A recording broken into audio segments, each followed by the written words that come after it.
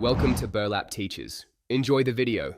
You start by enabling the phone hotspot and opening Pawns. This is essential so the app can route traffic.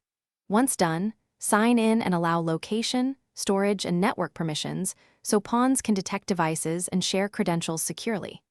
Next, make sure the recipient is nearby and that you both have Wi-Fi or Bluetooth active for discovery. You do this now because discovery and permissions avoid connection errors later and let Pawns exchange access tokens automatically. You now initiate the share inside Pawns. Tap Share Internet and pick Hotspot versus Wi-Fi share mode depending on your connection. Then select the recipient from the detected list or have them present their QR code so you can scan it. This authenticates the session. After that, set practical controls like bandwidth limits and an expiry time to prevent overuse. You do this to protect your data and battery, and because Pawns applies these controls immediately when the session launches.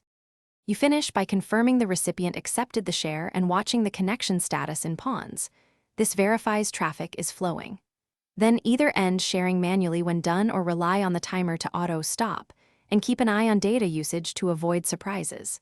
If something goes wrong, restart the Pawns app first, toggle your hotspot off and on, rescan the QR code, or reboot both devices. These steps clear most handshake or permission issues quickly. If problems persist, check permissions again. Thanks for watching. Consider subscribing if this video helped you.